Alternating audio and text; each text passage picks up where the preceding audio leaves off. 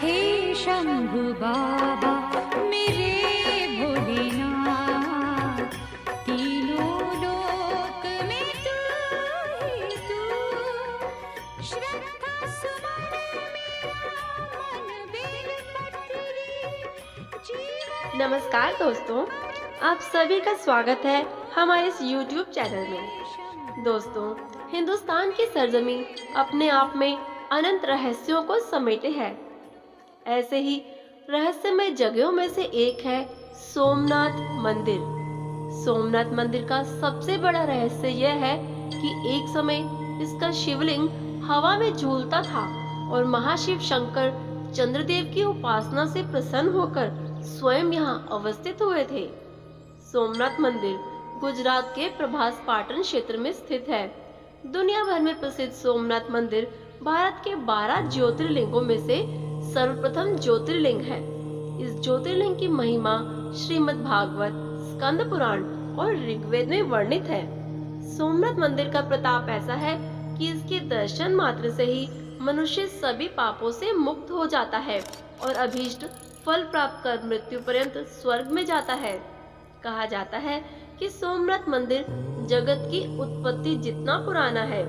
ऋग्वेद के अनुसार इस मंदिर का निर्माण चंद्रदेव ने करवाया था। इस पवित्र और वैभवशाली मंदिर को लगभग 17 बार मुसलमान शासकों द्वारा तोड़ा गया, लेकिन सनातन धर्म के स्तंभ के रूप में यह मंदिर आज भी खड़ा है। वर्तमान मंदिर का निर्माण भारत की स्वतंत्रता के पश्चात लौह पुरुष सरदार वल्लभ भाई पटेल ने करवाया था और 1 दिसंबर 1985 को भारत के राष्ट्रपति शंकर दयाल शर्मा ने इसे राष्ट्र के नाम समर्पित किया था। आइए सबसे पहले जानते हैं स्कंद पुराण में वर्णित सोमनाथ मंदिर से जुड़ी पौराणिक कथा के बारे में। चंद्रमा ने दक्ष प्रजापति की 27 पुत्रियों से विवाह किया था, लेकिन रोहिणी से उनको इतना प्रेम था कि अन्य 26 खुद को उपेक्षित और अपमानित महसूस करने लगी थी। उन्होंने अपने पति से निराश होकर अपने पिता से शिकायत की। पुत्रियों की वेदना से पीड़ित दक्ष ने अपने दामाद चंद्रमा को 2 बार समझाने का प्रयास किया, परंतु चंद्रमा नहीं माने। प्रयास विफल हो जाने पर दक्ष ने क्रुद्ध होकर उन्हें क्षय से ग्रस्त हो जाने का श्राप दे दिया। इस श्राप के कारण चंद्रदेव तत्काल क्षय रोग से ग्रस्त हो गए और निस्तेज हो गए। पृथ्वी पर उनका सारा कार्य रुक गया। तब सभी देवता चंद्रमा के दुख से व्यथित होकर ब्रह्मा जी के पास जाकर उनसे श्राप का निवारण का उपाय पूछने लगे। ब्रह्मा जी ने प्रभास क्षेत्र में महामृत्युंजय मंत्र के जाप से शंकर की उपासना करना एकमात्र उपाय बताया। चंद्रमा ने 6 मास तक पूजा की और भगवान शंकर जी प्रकट हुए। उन्होंने चंद्रमा को क्षय रोग से मुक्त किया और साथ ही कृष्ण पक्ष में प्रतिदिन उनकी एक एक कला नष्ट होने और शुक्ल पक्ष में प्रतिदिन बढ़ने का वर दिया। देवताओं पर प्रसन्न होकर उस क्षेत्र की महिमा बढ़ाने और चंद्रमा के यश के लिए सोमेश्वर नाम से शिव जी वहाँ अवस्थित हो गए। देवताओं ने उस स्थान पर सोमेश्वर कुंड की स्थापना की। कहते हैं कि इस कुंड में स्नान कर सोमेश्वर ज्योतिर्लिंग के दर्शन और पूजा से सब पापों से निस्तार और मुक्ति की प्राप्ति हो जाती है। सोमनाथ मंदिर की अनूठी शिल्पकला एवं बनावट थी, जिसे आक्रमणकारियों ने नष्ट कर दिया। सोमनाथ मंदिर 3 प्रमुख भागों गर्भगृह, सभा मंडप और नृत्य मंडप में विभाजित है। इस मंदिर के शिखर की ऊंचाई 150 फीट है। शिखर पर अवस्थित कलश का वजन 10 टन है और इसकी ध्वजा 27 फुट ऊंची है। सोमनाथ मंदिर का प्रांगण बहुत विशाल है। इस बड़े क्षेत्रफल में लगभग 42 मंदिर हैं, जिनमें पार्वती, लक्ष्मी, गंगा, सरस्वती और नंदी की मूर्तियां स्थापित हैं। शिवलिंग से ऊपर अहलेश्वर की बहुत सुंदर प्रतिमा अवस्थित है। मंदिर प्रांगण में गणेश जी की खूबसूरत भव्य प्रतिमा स्थापित है। इसके अलावा गौरीकुंड नामक विशाल सरोवर भी भक्तों को मंत्रमुग्ध कर देता है। दोस्तों, सोमनाथ मंदिर विश्व प्रसिद्ध एक धार्मिक पर्यटन स्थल है। मंदिर के प्रांगण में रात 7:30 से 8:30 तक साउंड एंड लाइट शो चलता है, जिसमें सोमनाथ मंदिर का बड़ा ही सुंदर तरीके से सचित्र वर्णन किया जाता है। नमः शिवाय, नमः शिवाय, नमः शिवाय।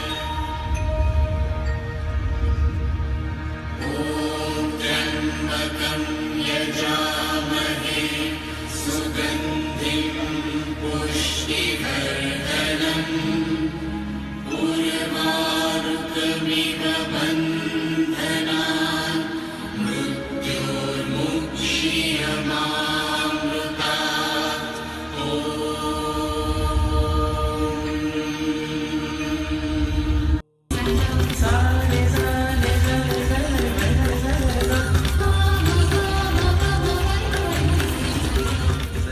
वैवस्वत मनवंतर के त्रेता युग में श्रावण महीने के शुक्ल पक्ष में सोम ने अपने इष्ट देव सोमनाथ के लिए एक भव्य स्वर्ण मंदिर का निर्माण कराया, जो प्रतीक है श्रद्धा, भक्ति और कृतज्ञता का। बोलो वत्स, तुम्हारा कैलाश पर्वत तक आना कैसे हुआ? हे देवों के देव, प्रणाम। मैं ऋषिवर अत्रि और देवी अनुसुया का पुत्र सोम हूं। दक्ष प्रजापति ने मुझे क्रोधित होकर श्राप दिया है कि मुझे क्षय रोग हो जाए। भगवान, मुझ पर दया कीजिए। मैंने सिर्फ रोहिणी से अधिक प्रेम किया और अपनी शेष पत्नियों से दूर रहा। यह शाप उसी का परिणाम है। यह शाप नहीं, आशीर्वाद है सोम।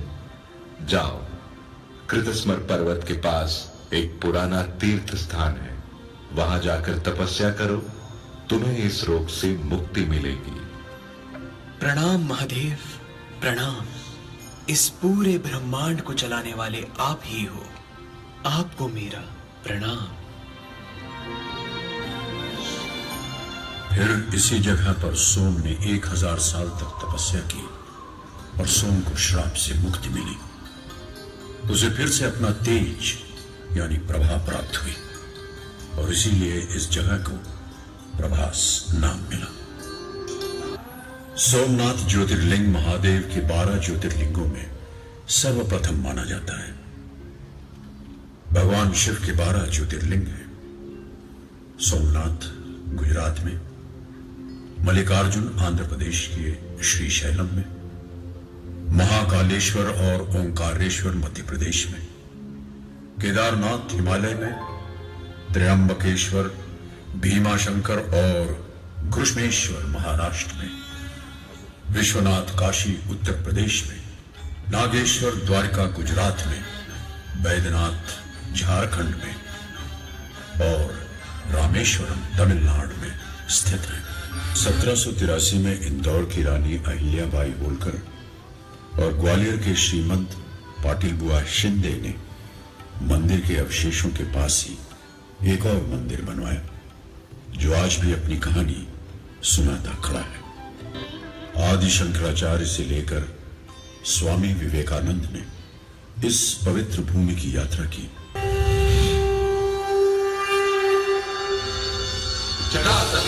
जल प्रवाह पावितस्थले कलेवलंब्य लंबितां भुजंगतुंगमालिका दमड्डमड्डमट्टमन्निनादवड्डमर्वयं चकार चण्डताण्डवं तनोतु न शिव शिवम्।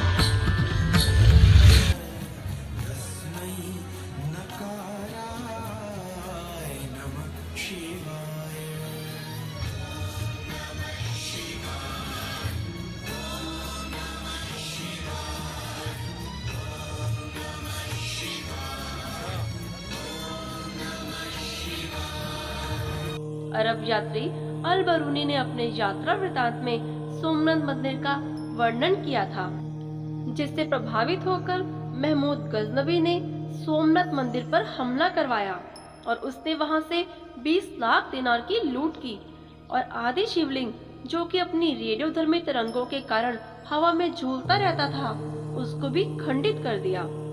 इस मंदिर की दक्षिणी दिशा में समुद्र के किनारे बेहद आकर्षक खंभे बने हुए हैं, जिन्हें बाण स्तंभ कहते हैं। इस स्तंभ में वह रहस्य छुपा है जो सबको हैरान कर देता है। बाण स्तंभ एक दिशा निर्देशक स्तंभ है जिसके ऊपरी सिरे से एक तीर बनाया गया है और उसका मुख समुद्र की ओर है। इस बाण स्तंभ पर लिखा है असमुद्रांत दक्षिण ध्रुव पर्यंत अबाधित ज्योतिर्मार्ग, अर्थात इस समुद्र के अंत तक से दक्षिण ध्रुव पर्यंत तक बिना अवरोध का ज्योतिर्मार्ग है। मतलब यह कि समुद्र के इस बिंदु से दक्षिण ध्रुव तक सीधी रेखा में एक भी अवरोध या बाधा नहीं है। सरल अर्थ में सोमनाथ मंदिर के उस बिंदु से लेकर दक्षिणी ध्रुव तक एक सीधी रेखा खींची जाए तो बीच में भूमि का कोई भी हिस्सा मौजूद नहीं है। आज के युग में यह जानकारी किसी ड्रोन, सैटेलाइट या विमान से ली जा सकती है, पर सबसे बड़ा सवाल यह है कि क्या उस काल में भी लोगों को यह जानकारी थी कि दक्षिणी ध्रुव कहाँ है और धरती गोल है। कैसे उन लोगों ने इस बात का पता लगाया होगा कि बाण स्तंभ के सीधे रास्ते में कोई भी बाधा नहीं है, और साथ ही सोमनाथ मंदिर का दक्षिणी ध्रुव से क्या संबंध है? क्यों यह स्तंभ दक्षिणी ध्रुव की ओर ही इशारा कर रहा है? यह सब अभी तक एक रहस्य बने हुए हैं।